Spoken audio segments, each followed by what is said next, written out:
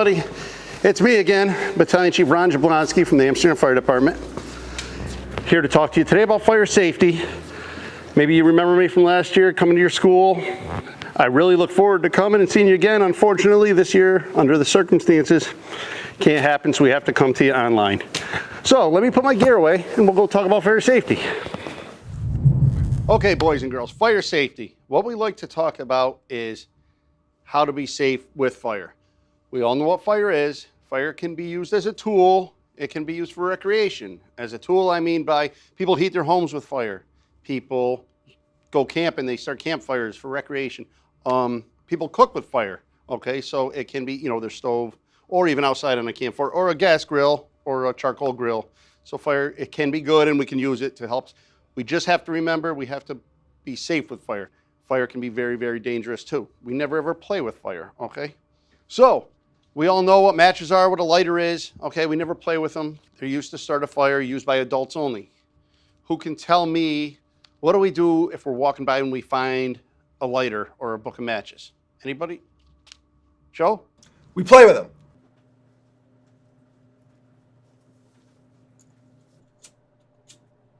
Ah! Ma! Ooh, no, not the answer we're looking for. Yes, Mikey? I would tell your parents where they are so they can put them somewhere safe.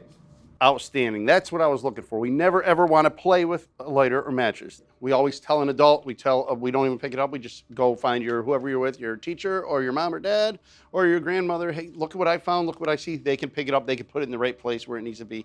You don't want to play with it. Okay, so another thing I'd like to talk about is candles. Many, many homes have candles. I know my wife loves to burn candles for the scent in the house and the aromas. Okay, candles are nice, but they scare me. You have to be very careful. You can't just put them anywhere. What if they're right next to a curtain, next to a window? Well, they could start a curtain on fire. You can't have them close to a picture frame because it could heat up over time. They have to be away from anything that can start on fire, number one. Second thing is if you have pets, you have to be careful. I mean, do you have a cat or a dog that could be walking along and knock it off of a table where the candle is? You have to put it in a safe spot. If it fell down, this could start a fire. We've been to many fires that were caused by animals, pets, and candles. The other thing I'd like to talk about is making sure if we leave the house, do we leave the candles lit? No, we always make sure we put them all out, we blow them out, whatever it is. If you're going to sleep at night, do we want to burn the candle when we're sleeping? Absolutely not. Okay, so with candles, they're fine, just make sure they're safe. And you don't play with them, but moms and dads only, or parents or an adult. I've been in people's homes before for one reason or another, even without a fire. Maybe it was an EMS call or maybe it was an inspection, and I happened to notice cardboard pizza boxes sitting on top of the stove. Is that fire safe? This is not a good place to put something that can start on fire. If you want to put a pot or a pan on the stove, that's what belongs on the stove. Newspapers, no. Boxes, no. Somebody walks by, accidentally bumps it, it lights it, nobody knows it, you go in the other room, 5 or 10 minutes later, the whole kitchen's on fire, okay? So we have to be careful. That's just being fire smart. All right, so while I'm talking about fire safety, and like I did say about where you'd never put boxes or papers on stoves, just got to remember one thing too is you learn it every year, and I'm going to teach you again, stop, drop, and roll. The reason I bring it up at this time is, well, I have a personal friend who, she's about my age, but when she was probably around 12 years old, she was actually cooking on a gas stove. She had loose-fitting clothing on. Her shirt did catch on fire from the stove. She got scared, obviously, very scared. She started crying, running, screaming, and she was waving her arms, running, trying to put it out like this. Bad thing is, all she was doing was stoking the fire. She was providing more oxygen, more air, and it burned worse. And she got very hurt. She got very burned. She spent months in the hospital. She has severe scars over her body. If she would have known about stop, drop, and roll, this could have turned out very different. Thank God she's still alive and doing well and fine today. But because of this, I want to mention, if any part of your clothing or your body or your hair or something catches on fire, we need to remember, stop, drop, roll. By running around, we're only fueling the fire. If we stop, drop, and roll, what we're doing, stop what you're doing, drop down to your knees, cover your face, cover your nose, cover your mouth to keep the smoke away so you can still breathe better. You're filtering basically. And then you're going to roll. By rolling, you're smothering the fire. All right? If somebody is near you or helping you, or if this happened to somebody you know and you're close, you could sometimes use a blanket. You could throw a blanket on top of them to try to smother the flames. Just something to keep in mind, stop, drop, and roll. Only if you or your clothing is on fire. Not if there's a fire across the street or a fire over there. We don't stop, drop, and roll for no reason. It's when you're on fire. Okay, boys and girls, who can tell me what phone number do we call in the event of an emergency? Joe. You call your grandma. No, I'm sorry. But Mike? That's for a number, not a person. 911. Correct. We call 911. 911 is the emergency phone number that goes right to the sheriff's department, and they dispatch who they need to dispatch, whether it's a medical emergency and you need an ambulance because somebody fell and hit their head, or they have a broken leg, or if it's a fire and the fire alarm is going off and you got out of the house, you need to notify somebody, so you go to the neighbor's house and you call 911, and they will ask you what your name is, where you are. So even though you might know your address, you might be at your friend's house and you see an emergency. Do you know where you are? Be prepared to tell them your location and what the emergency is. They probably also would like to talk to an adult if there's one available. If there's not one available, you just let them know there's not. So be prepared to give them the information they need to be able to send the appropriate help to the appropriate location. So you only call for emergencies. If you do call for anything else, and there is a true emergency and somebody is trying to call, but they can't get through to that operator because you're on the phone with them, well, that can hold up everything. So we got to be careful and just keep that in mind that it's for emergencies only. Okay, next I'd like to talk about smoke detectors. All right, I hope everybody has smoke detectors in their home. Who can tell me what do you do if you hear this noise? Make it stop. No, not really. Looking for, yes, Mikey. Maybe run to a safe place? Okay, well, you're a little bit on the right track, but yes, Beth. I would feel the door to make sure it's not hot and then go. Good answer, very good answer. What we want to remember is if that smoke detector is going off outside of your bedroom and you hear it, we need to know, get out of bed, stay low, go over, check the door for heat. Very good answer. Okay, so pretty much our new smoke detectors now have a 10-year battery, so you don't have to replace the batteries. However, many smoke detectors still exist in homes that have a regular 9-volt battery, and they should be replaced twice a year. Every time we change our clocks, that's a good rule of thumb, way to remember. When we change our clocks, that's when we go and we put a new battery in our smoke detector, test them, and put them back up.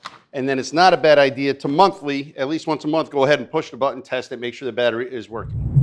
So this is what it sounds like if this smells smoke. It's like your nose. If there's fire in the next room, that smoke hits the ceiling and goes over to that smoke detector, this is going to smell that smoke and let you know. And then it's going to sound like this. Okay? However, when I press this button, we don't hear anything because somebody took out the battery. All right? Not a good idea. Whether they took it out because they needed the battery for a remote control or for their game. These only work with batteries. Okay? We have one of these inside every bedroom, one in the living room. We don't usually put them in the kitchen because some people aren't the best cooks and a little bit of burnt food can set these off. Then if somebody takes the battery out, they don't put the battery back in. Then when a true emergency happens, it doesn't work. We don't put them in the bathrooms because a lot of times steam will set them off. But we do put them in the bedrooms, living rooms, hallways. All right. Next, I'd like to talk about escape plans. Okay. Everybody should have an escape plan for their home. Kind of like at school, you have a fire drill, right? That is to practice how to get out of the school if there ever is a fire. Well, the same thing at home. And you're at home more than you are at school, right? And you sleep at your home every night. So why not have a plan in case that smoke detector went off in the middle of the night, it woke you up like it should, what are you going to do? So we need to know what to do. So tell me, what would be a good thing to have in your fire plan? Ooh, I got one. Okay, Joe. You have to know what toys you want to bring with you on your way out the door. Yes. Oh, no, not the answer we're looking for. We don't want to grab toys. Yes, Beth. A meeting plan to meet with your family outside. Excellent answer. Very good. Very important. We need to know where the family is going to congregate outside the house, so when the fire department gets there, we know who could possibly still be in the house or if everybody's already accounted for. If you have 5 people living in your house and you go outside and your mom can count, all 5 of you are right there, she's happy, she can tell the fire department nobody's in the house, it's safe. If somebody's in the backyard and somebody's in the front yard and somebody's in the neighbor's yard, she doesn't know where everybody is. When we show up, she's not going to know if you're in the house, if you're not in the house, then it makes it harder for us, harder for everybody. So make sure you have a meeting place that everybody agrees on, you know where it is. We also want you to have 2 ways out, obviously, because if you can't get out the front door because fire is in the front door or near that blocking your path, you need a second way out. whether that be a window from your bedroom if you're on the first floor, it could be a back door. What I like to do with my kids is practice getting out of bed. I usually put a hat over their eyes, that way they can't see it, and we kind of, it's really fun. And they try to crawl all the way from their bed and to get out of the house. Now, only do this with an adult supervision because I don't want somebody falling downstairs or I don't want somebody bumping their head on the counter, okay? Basically what we do is my son, I said, okay, Coop, and I press the smoke detector. He gets out of bed, he stays low, we crawl. He goes over to his door, he feels the door with the back of his hand, high, low, feels the doorknob. If it's not hot, he can open the door. And he goes all the way out, and we use the front door as our escape route. What would happen if you got out of your bed, you crawled over your door, you put your hand in the back of the door, and it was real hot, real hot? Are you gonna open that door? Absolutely not. Nope. What we're gonna do is you're gonna take maybe a sweatshirt or a towel or a pillowcase, shove it under the door, make sure no smoke can come in your room, okay? Then you can go over to your window. Like I said, if you're on the second floor, you can open your window, you can hang your sheet out of your window and shut it on it so we can find you when we get there, when the fire department arrives. Or if you're on the first floor, you can exit possibly safely your window. You know, go over this with your family to make sure this is the proper way they would advise you. What we have to be careful of too is make sure that, let's just say you are on the second floor, you hung your sheet out the window, you shut the window on it so we can find you. You have your door shut to hold, you have something under the door to keep the smoke out. Now the fire department gets there. We're gonna be coming in with our gear on, with our helmets on, with our mask on so we can breathe our good air, with our air pack on. We're not gonna look just like this. We're gonna look all dressed up in our gear. This is to protect us and help us do our job effectively to save you. So when I come crawling through your house, I crawl around just like you would. Good air is low, we know that. I would say, where are you? Is anybody here? Is anybody here? What I need you to do is say, I'm over here. I'm right here. I'm right in my room. Make some noise. Let us hear you. There's a lot going on and we have stuff on. We need to hear you loud. Okay? Be loud. We want to make sure that we locate you. So, don't be in a spot where we're not going to find you. You never go under your bed or something like that if there's a fire. Then we can't find you. Be out there, be ready, and let us know where you are.